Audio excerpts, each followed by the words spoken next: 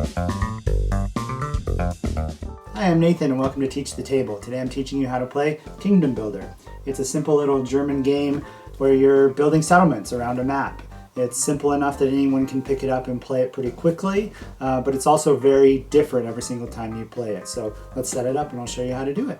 Kingdom Builder is a game where each player is trying to build their settlements of their certain color across a map in order to maximize points for themselves. The game is highly modular, however, so there's 8 different hex boards here, and we're going to choose 4 of them at random and set them up in a 2x2 square here. There's also different goals in the game. These are what get you points at the end of the game, and there's 10 different ones, but you're only going to have 3 in play at any time. So the game is going to change quite a bit from game to game because you're trying to do different things.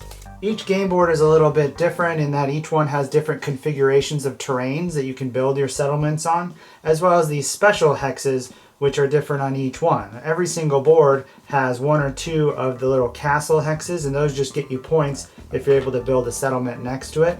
But these are special ones that will get little tokens on them like so, and if you build a settlement next to it, you get to take the top token off if there is one, and that gives you a special action during the game. So once the game board is set up like so, you're going to put 2 of these tiles on each of the location hexes so that people can potentially take those later, as well as these little summary tiles for each one that's going to go near that spot on the board, so it makes it easier for everyone at the table to see what that can do. Like I mentioned earlier, 3 of the goals in the game are going to be chosen at random, and those are going to be described to everyone so that you know what you're trying to do in the game. At the start, everyone's going to have one of these terrain cards in their hand, and their turn is going to consist of literally just playing the card that they have, and they get to place settlements on that type of terrain.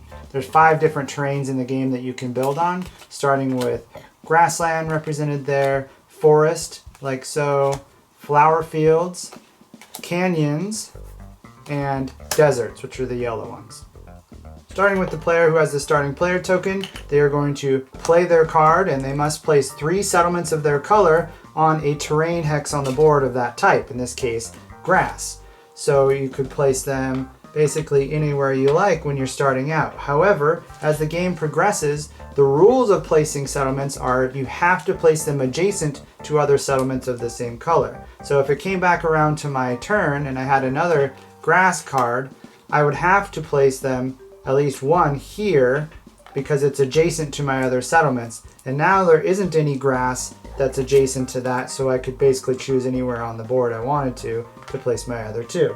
Once you've placed at least 1 of your settlements next to one of these locations, you can take the first tile off the top, and that's going to be an extra action for you on your turn, which I'll go over in a second what they do. But the mandatory action is you must place 3 of your settlements on that terrain type, and then additionally you can use this once per turn for each tile that you have, and you can do that before or after you've placed your settlements there. That tile you just picked up is not going to be useful on the turn that you get it.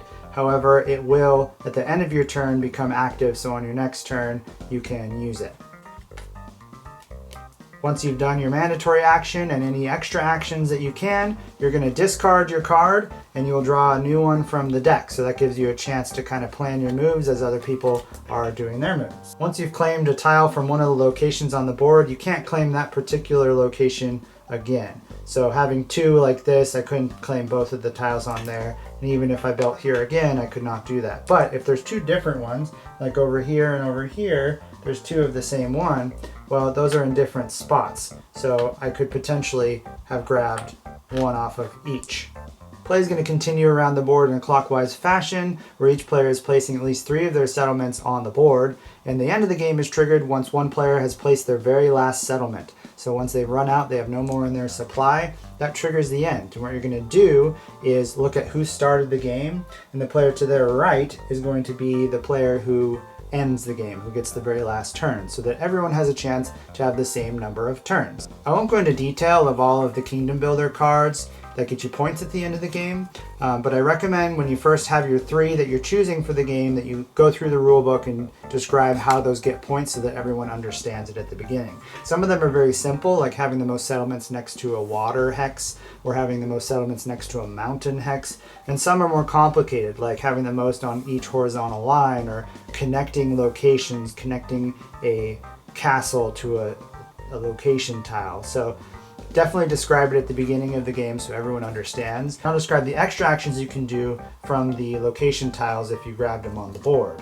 And they come in 2 different flavors. The first ones are where you can build an additional settlement on a various tile, and some of them where you can move an existing settlement onto a certain terrain type. So pay attention to these icons here. If it has a hex background, that means you're moving one that's already on the board to a different spot. For all of these, you have to follow the normal rules of placing settlements on the board. So you have to place them adjacent to your already existing settlements if possible, and you can't place them in hexes that you normally can't build on. So you can't place them in water or on mountains or on locations or castle tiles. But starting with the farm here, you're going to place 1 additional settlement on a grass location. And then we have the oasis. You can place 1 additional settlement on a desert.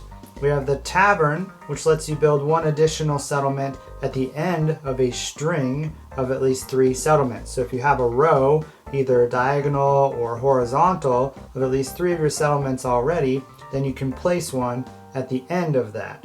So I've got a row here of 3 oranges. However, I can't place them in the water and I can't place them on the location hex. So I'd be kind of stuck at that point. Next we have the tower, which lets you place 1 settlement on any of the hexes on the edge of the board. However, you still have to follow those same placement rules. So if there's an edge hex that's adjacent to one of your other existing settlements, you'll have to place it there. So you have to place it next to your settlements if possible. And the last one is the oracle here. And the oracle lets you build 1 additional settlement on the hex type of the card that you just played in this turn. So if I place 3 on grass, then I could place 1 additional on grass in this turn.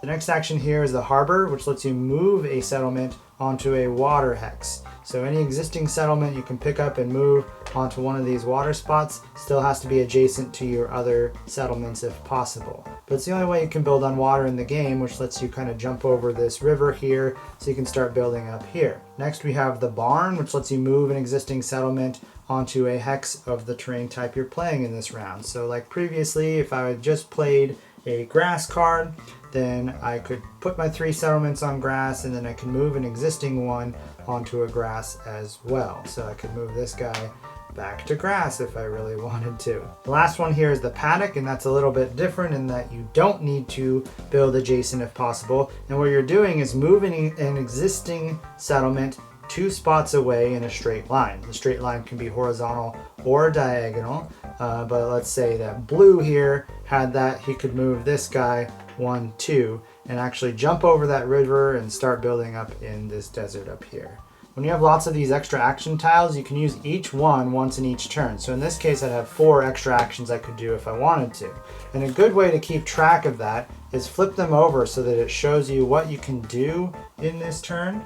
And then once you've used it, flip it so that you don't have that action anymore. And then at the end of your turn, flip them all over so you can use them on your next turn. To score points at the end of the game, just take any of these boards that you're not using and flip it over, and it has a victory point track on the back. So you can use your little colored disc to keep track of the points. And remember, you're going to be scoring each of these cards that were in play throughout the game for each person. And then at the end, you're also going to score 3 additional points for each settlement that was next to one of the castle hexes. Whoever has the most points at the end of the game is the winner. If there's a tie, it's just a shared victory. So there's no tiebreaker in this game. 2 or more players tie, then everyone that tied is going to be a winner. So that's how you play Kingdom Builder. Now you've got all the info you need to just go play it for yourself, and don't forget to have fun. Thanks for watching these videos. If you like what you see, feel free to subscribe to my YouTube channel. I'm trying to burn through my collection, filming about 1 video every week. So if there's anything you want to see, let me know down in the comments below. Or if you have any questions about these rules, feel free to comment and I'll get back to you as soon as I can. Thanks for watching. See you later.